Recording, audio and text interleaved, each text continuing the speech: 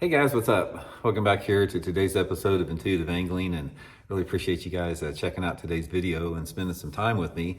And guys, at the time of this video, we are in the second week of April, and in my opinion, there's no better time to fish a shaky head than right now. It's like from about, first or second week part of April up until like the mid part of May, prime shaky head time.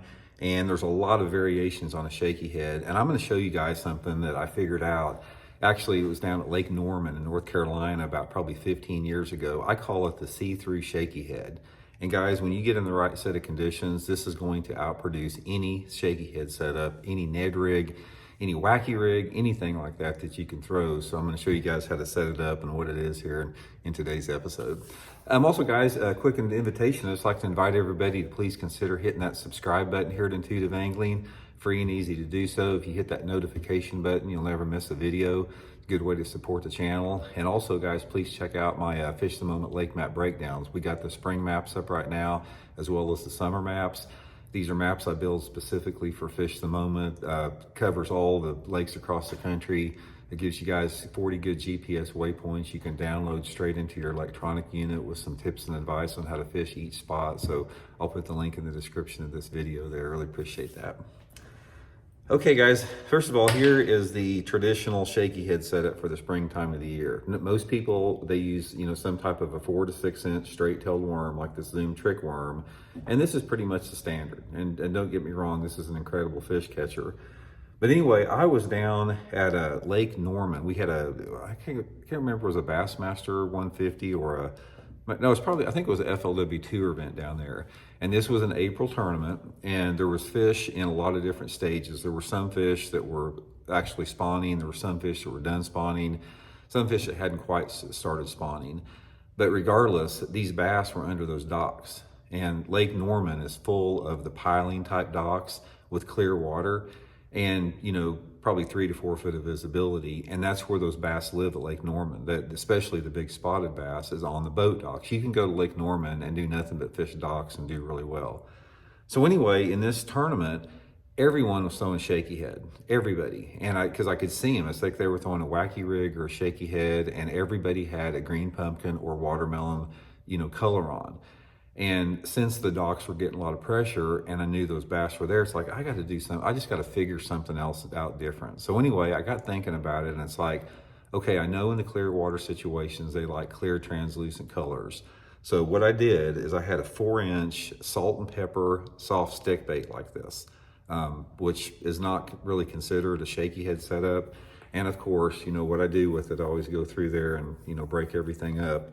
And I put this shaky head, this 4-inch stick bait on my shaky head. And guys, I'm telling you right now, they thought this thing was like live bait in the water. Look at that. I mean, that's something that you don't ever hardly see on a shaky head. But when you throw this in that water, and that water visibility is like over 3 feet, this salt and pepper, it puts out this, it's hard to explain. It's like this very, very subtle glow that the fish can see a long way away. And it not only glows, but it's translucent. So it's subtle. It's subtle and it glows at the same time. I put it on a 1/16 of an ounce head, shaky head, started skipping this thing up under those docks. Guys, it was like every dock I went to, I caught one. Wound up finishing pretty high in the tournament. I think I got 13th or 14th in the tournament. Every single fish came on this bait right here. I'd also would skip it up underneath some overhanging shady trees. That was working good. But guys, I just wanted to pass this along real quick in this video here, is get you some 4-inch soft plastic stick baits. I'll put my soft plastic stick bait link in the description of this video, and my Tackle Warehouse link if you want to get some. I would recommend going with this. This is the one I'm always talking about. This is that Gamakatsu tricky head in a 1/16 of an ounce.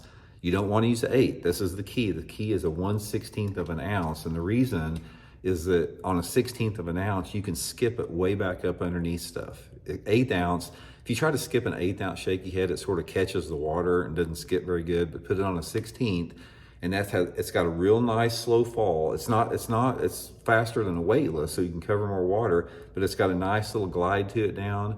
And guys, they absolutely love this thing. I put it on, what you want to do, put it on an 8-pound test 4 carbon line, just throw it on a spinning rod. And if you got a lake that has over 3 foot of visibility, try this thing. And if anything under 3 feet really hasn't done, I haven't really done that good on it, but I don't know, guys, there's something about the mood and the personality of the bass. We talk about that a lot, different things they want, but that is a freaking killer right there. And another thing you might try, and sometimes I do this too, based upon the day, is you can also wacky rig this salt and pepper. Just put like a little 1/0 hook on it, and you can wacky rig the 4-inch model here. It seems like to me that the wacky rig works a little bit better, you know, once that water temperature gets close to 70 or so. But when that water temperature is like in the upper 50s to upper 60s, the shaky head setup is really the way to go. But you'll get a lot of bites on it, guys. I promise you. If you're throwing your shaky head and you've got a lake that's got some clear water, it doesn't matter if you got largemouth, spotted bass, or smallmouth. All 3 species bite it just as equally good. It's like you can have a strict largemouth lake and they bite it good. You can have a strict spotted bass lake. All you guys that fish the Ozarks, Lake Lanier, all those Tennessee River, you know, all those Tennessee and Kentucky lakes like Cherokee and Douglas and Cumberland, it's going to be really, really good on it. And also, all you dudes coming up this June, smallmouth up north, Great Lakes smallmouth, definitely so. So anyway, just wanted to pass that along to you guys. I hope it helps you guys catch some fish, and we'll talk later.